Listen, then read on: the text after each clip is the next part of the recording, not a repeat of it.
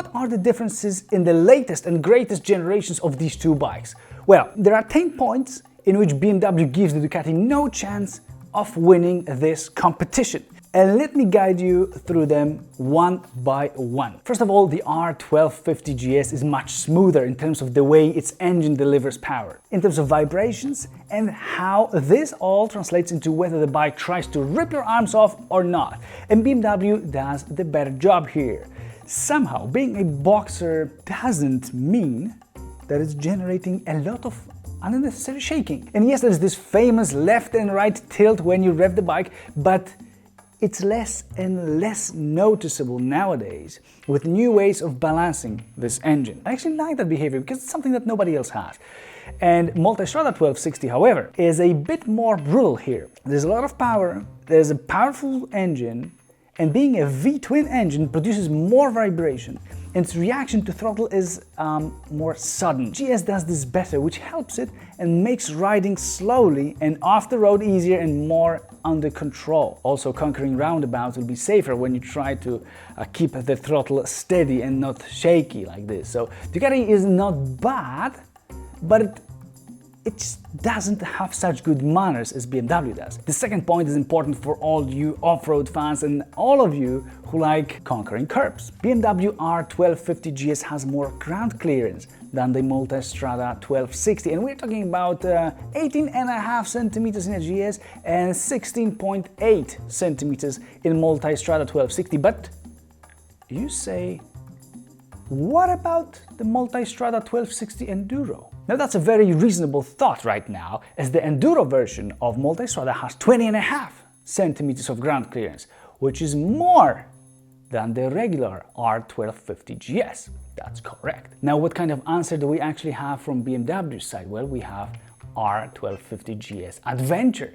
So if we're doing it in a fair way, let's do it. So BMW still wins, with the Adventure having 22 centimeters, according to my friends who have actually measured it themselves with a scale. So more ground clearance and suspension travel of BMW bikes will be useful if you would like to go off the road.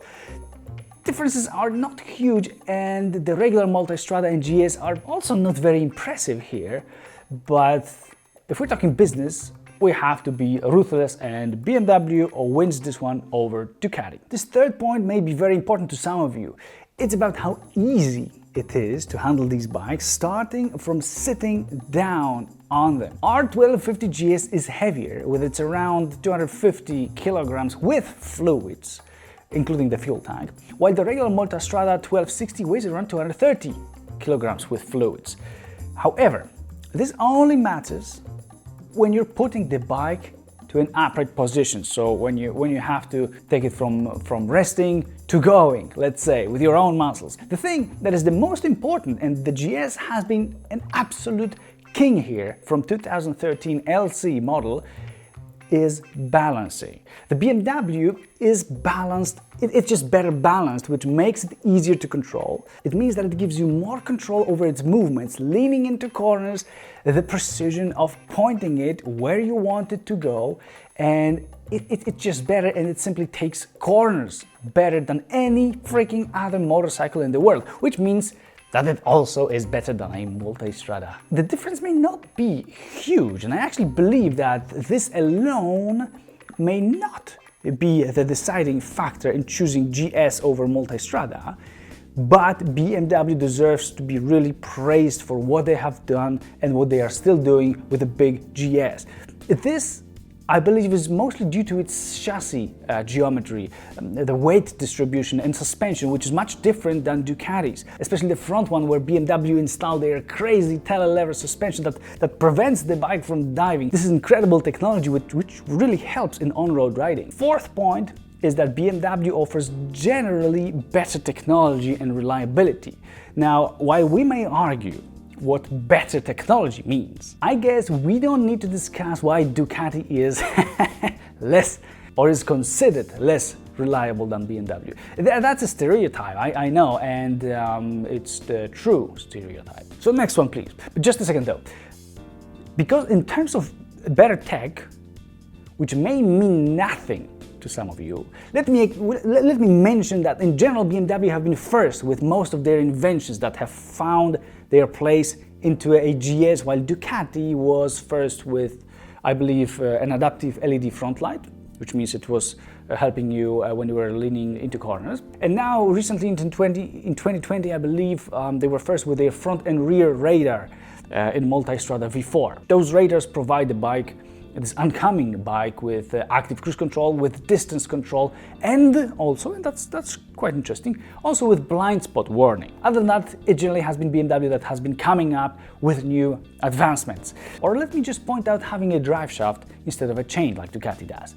So come on, in a touring motorcycle. However, now that I'm thinking about it again, it feels like this tech stuff being in BMW GS and not being in Multistrada or coming there later may also be a stereotype, as actually they both have mostly the same stuff, with BMW having some things like more fancy suspension and a drive shaft, and Ducati having some features when BMW didn't have them yet. Alright, so let's say that they both win in this category, with BMW being a tiny bit ahead. The fifth thing is exactly that the GS has a drive shaft, while Multistrada will require you to play a mechanic when the chain needs tightening or even replacement, in the freaking always least expected moment, somewhere in the middle of a mountain road, somewhere in Africa, somewhere in wherever you go. Anyway, you know what it's like. And also just regular maintenance of the chain is a pain in the ass. I cannot imagine stopping every few hundred kilometers to spray the chain, carry that spray with me all the time,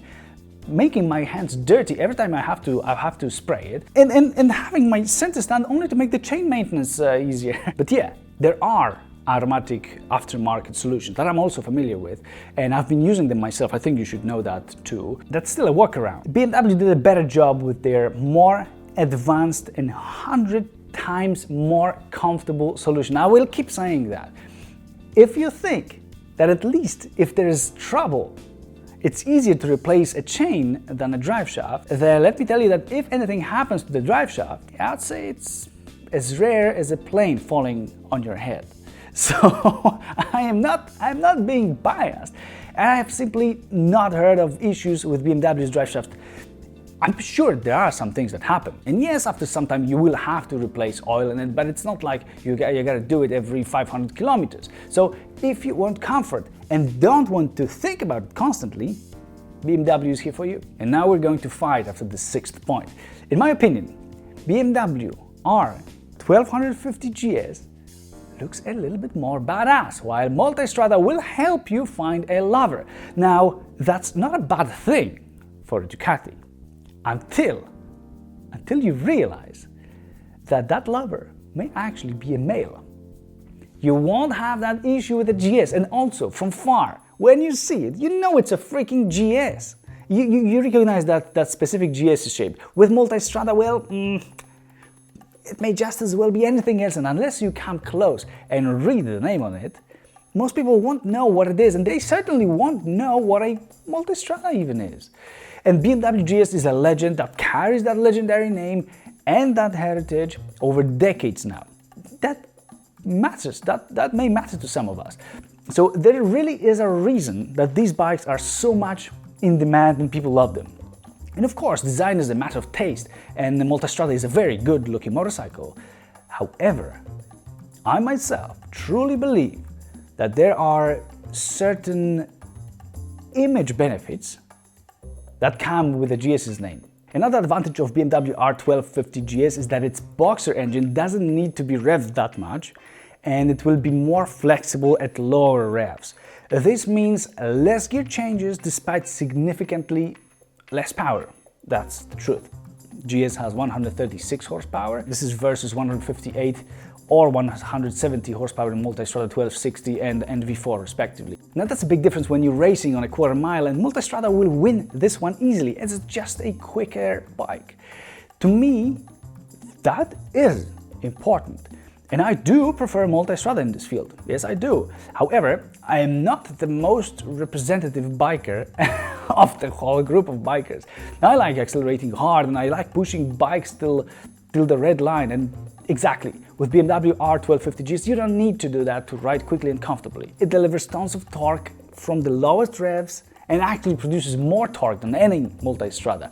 Even the upcoming V4 as the GS has 143 Newton meters, while the Multistrada 1260 has 130 Newton meters, which is 13 less. And then, watch this one, because it's getting interesting, the new V4 Multistrada with 170 horsepower produces, guess it, 125 Newton meters. So even less than the regular 1260. So that's the way it is. So in terms of flexibility and taking off from higher gears and lower revs at the same time, BMW may be better. This means overtaking can be more comfortable unless you go a few gears down and reach the red line, because then Multistrada will just smoke it. But still, unfortunately, we cannot be talking about my riding style, but what adventure riders do in general. And the average age of that group is around 67, 68, so I guess you know what I mean. I made that up, but you get the point. 8th, now a surprise, and something most of you won't probably think of, and that's completely justified. We generally don't think about what happens if we fall and have to lift the bike up. But that happens, and it also happened to me a few times in my life. So if you fall, let's hope that won't happen. But if you do, BMW will be easier to put back upright as it rests on its cylinder covers and most likely also crash bars that I, by the way, strongly suggest that you add to it or to your Multistrada. Anyway, now once Multistrada drops, you have to look for your Italian boyfriend to help you pick it up. And you don't want to do that. The angle at which the GS calmly rests with dignity is around, that would be 45, so it would be somewhere like this, 30 degrees. So it's 30 degrees less pain for your lower back afterwards. Now, let's assume that you're a typical touring enduro rider from the age group that I mentioned before. Those 30 degrees may mean a world of a difference for you guys. And now let me gently point out that I'm not making an advertisement for BMW at all. I wasn't paid by BMW, and I'm not paid now. I just hope I will. But I'll give Ducati a chance too. They're owned by Volkswagen, specifically by Audi, so I'm sure they can afford me. Now a quick 9th point. A number of different accessories for BMW R1250GS is wider generally than for a Multistrada. R1250GS is a much more popular bike and everyone wants a piece of that cake, including me. So aftermarket companies, they go crazy whenever BMW announces anything GS related, and they really focus on providing almost any imaginable accessory for it. It's okay with Ducati, but don't expect such a variety of options that you get in case of the BMW. And the last reason for Ducati not going to ever be as good as a BMW GS is that the menu on Ducati's LCD or TFT display, whatever the difference is totally not intuitive, and finding anything will take ages. You will need to read the user's manual before you go to sleep for weeks before you will know how to do this, the simplest thing in a bike. And there's so many different options on both of them. So yeah, you gotta make your choice. So overall, BMW is better here, despite getting rid of an analog speedo, and tacho, which I liked a lot. Both of them have now fully digital gauges, and I'm not a fan of that. Maybe, just maybe, they could go away with having at least an analog tachometer. But nah, they've decided something else, and I guess we have to live with it. So that's my point of view according to my experiences with BMW and Ducati for you guys. I hope that you enjoyed this video, and please check a video in which I explain where exactly Ducati Multistrada is better than BMW R1250GS, because there actually are a few things and places in which BMW loses. A few other ones that I did mention right now. So go ahead and check that one. The link is in the description for you. And if you want to see more of those honest motorcycle videos, please subscribe, and I'll see you next time. Cheers!